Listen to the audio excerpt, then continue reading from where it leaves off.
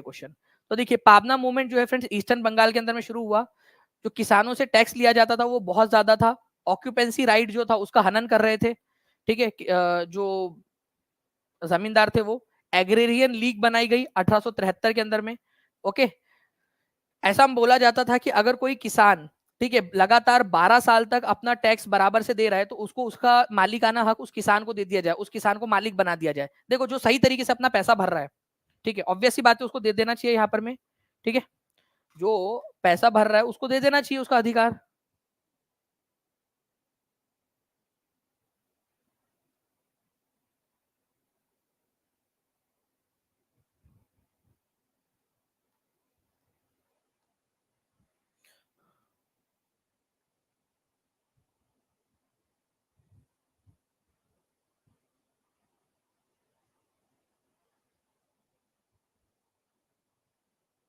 Okay, तो 12 years जो है फ्रेंड्स ये याद रखना है आप लोगों ने, उनको अधिकार मिल जाना चाहिए था, लेकिन जमींदार दे नहीं रहे थे। जमींदार उल्टा जो है उनसे ज्यादा पैसे ले रहे थे।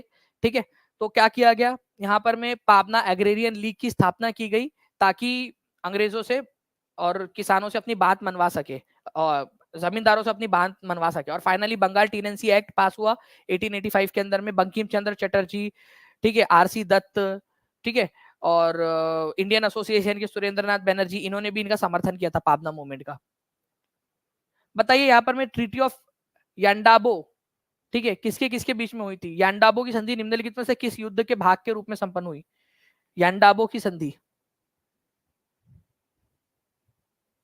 देखो फ्रेंड्स, 3 एंग्लो बर्मीज वॉर हुए। ठीक है, 3 एंग्लो बर्मी वॉर, एंग्लो बर्मा वॉर।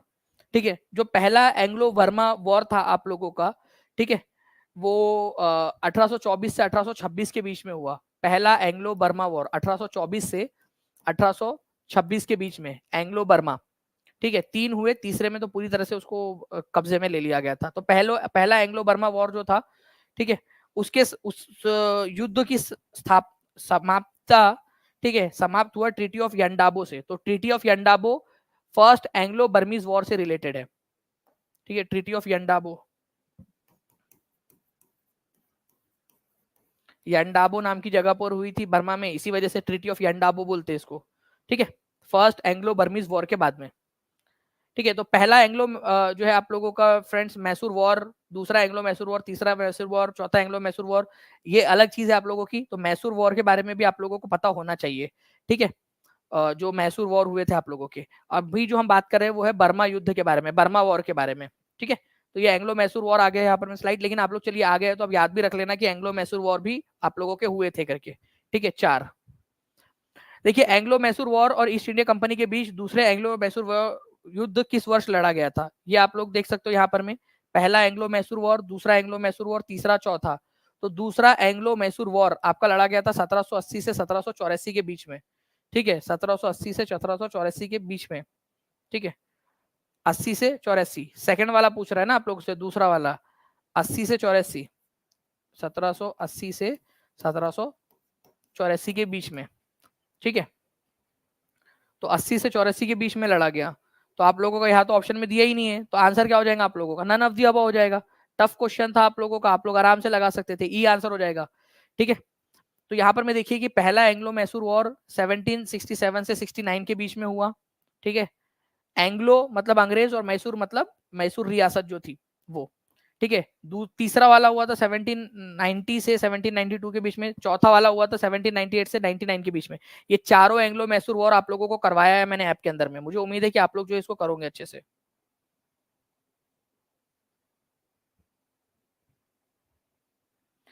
बताइए इसका आंसर क्या होगा? निम्नलिखित युगों में से कौन सा वाला सही सुमेलित है? अभी आप लोगों की टेस्ट होने वाली है, जुड़े रहेंगे सभी के सभी बच्चे। Ruby Kumari ji, mobile heat हो जा रहा है आपका, तो क्या आपको मतलब मोबाइल हीट, गर्म हीट छोड़ के आपको क्या उबासी आती है ऐसी, गर्म हो गया ऐसा? ये कौन सा वाला है आपका? ठीक है, आपका तो आपके एक्शंस और आपका जो है वो मैच ही नहीं कर रहे आपके। ठीक है, मतलब फंडामेंटल एरर है, फंडामेंटल फॉल्ट है आपका। तो ऐसे नहीं करना चाहिए, दूसरे लोगों को डिमोटिवेट नहीं करना चाहिए ना हमने। लॉर्ड कॉर्नवालिस जो है फ्रेंड्स, उन्होंने परमानेंट सेटलमेंट लेकर आए थे, ये बिल्कुल सही है आपका। कौन सा वाला सही है बोला है तो पहला ही सही हो गया भाई। ठीक है। लॉर्ड डलहौजी सब्सिडरी अलायंस जो है फ्रेंड्स वो किसने लेकर आया था? सब्सिडरी अलायंस, ये भी आपसे पूछा जा सकता है, ठीक है। सब्सिडरी अलायंस लॉर्ड वेलेस्ली लेकर आया था, ना कि डलहौजी, ठीक है। लॉर्ड वेलेस्ली, ये गलत है आपका, ठीक है। Foundation of Indian national Congress Lord Dufferin के समय में हुआ था आपका, लॉर्ड डफरिन के समय में, तो डी भी आपका गलत है। और मास्टरली इनएक्टिविटी है, ठीक है, अहस्तक्षेप जो है वो सर जॉन शॉर के समय में हुआ था, लॉर्ड वेलेस्ली के समय में नहीं। लॉर्ड वेलेस्ली ने जो है सहायक संधि लेकर आया था आप लोगों का, ठीक है। सुगौली की संधि हुई थी आपकी, द ट्रीटी ऑफ सुगौली, बहुत ही इंपॉर्टेंट है, इसको very very very important mark करेंगे आप सभी लोग। सुगौली की संधि, ठीक है, कहां पर में हुई थी आप लोग बताइए जल्दी से, फिर मैं आप लोगों को बताता हूं कि आप लोग टेस्ट कैसे दे सकते हो आप लोगों की, ठीक है। सुगौली की संधि जो है फ्रेंड्स बता देंगे जल्दी से। 5400 के करीब करीब आप लोगों ने लाइक्स कर दिया है फ्रेंड्स, सेशन को ऐसे ही लाइक करते रहेंगे। और जिन लोगों ने सेशन चैनल को सब्सक्राइब नहीं किया, चैनल को सब्सक्राइब करके बेल आइकन जरूर दबा देंगे सभी के सभी लोग।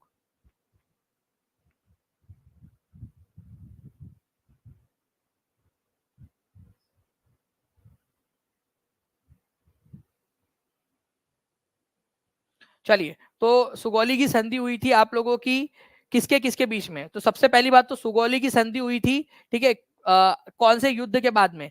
तो नेपाल और ईस्ट इंडिया कंपनी के बीच में 1814 से 1816 के बीच में युद्ध लड़ा गया था, जिसको नेपाल एंग्लो नेपालीज वॉर बोलते हैं, ठीक है। नेपाल नेपाल और इंग्लिश जो ईस्ट इंडिया कंपनी थी उसके बीच में हुआ था। कब हुआ था ये? 1814 से लेकर 1816 के बीच में। इस युद्ध के बाद में सुगौली की संधि हुई थी, ठीक है। सुगौली की संधि, ये याद रखना है आप सभी लोगों ने। तो सुगौली की संधि कब हुई थी? 1816 के अंदर में हुई थी आप लोगों की। तो आंसर यहाँ पर में नन ऑफ दी अबव हो जाएगा आप लोगों का, क्योंकि ऑप्शन में दिया ही नहीं था ये, ठीक है। 1816, तो 1816 के अंदर में सुगौली की संधि आप लोगों की साइन हुई थी। ये एंग्लो इंग्लिश वॉर या एंग्लो नेपाली, जो एंग्लो नेपाली वॉर या नेपाल इंग्लिश वॉर, इसको जो है आप लोग गोरखा युद्ध के नाम से भी जानते हैं उसको, ठीक है। तो क्योंकि गोरखा जो नेपाल के जो सिपाही होते हैं उनको गोरखा कहा जाता है, तो गोरखा युद्ध भी बोलते हैं इसको। नेपाल और ईस्ट इंडिया कंपनी के बीच में 1814 से 1816 के बीच में हुआ था। इस संधि के तहत, सुगौली की संधि के तहत 1816 के अंदर में, ठीक है, युद्ध की समाप्ति हुई और कई सारे नेपाल के इलाके अंग्रेजों ने अपने कब्जे में ले लिए थे, ठीक है।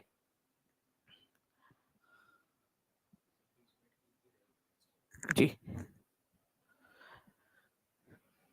तो आप लोगों की जो है फ्रेंड्स अब टेस्ट होने वाली है आप लोगों की। सभी लोग तैयार है टेस्ट के लिए? हाथ ऊपर कर देंगे जल्दी जल्दी से अगर सभी लोग तैयार है तो। टेस्ट के लिए मैं आप लोगों को बता देता हूँ कि किस प्रकार से आप लोगों की टेस्ट होने वाली है। सुगौली की संधि जो है फ्रेंड्स ये बता देना आप सभी लोग कि जो है आप लोगों का कब हुई थी, किसके किसके बीच में हुई थी। अब देखो, ये जो लड़ाई है ना आप लोगों की, ठीक है, एंग्लो नेपाली वॉर, इसको नल पानी की लड़ाई भी कहा जाता है, ठीक है। गोरखा युद्ध, नल पानी की लड़ाई, अलग अलग नाम से इसको जानते हैं आप लोग। तो नल पानी की लड़ाई भी इसको कहते हैं आप लोग।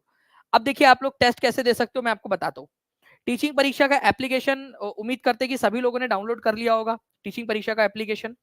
अब टीचिंग परीक्षा का एप्लीकेशन आप लोगों ने डाउनलोड कर लिया है, ओके।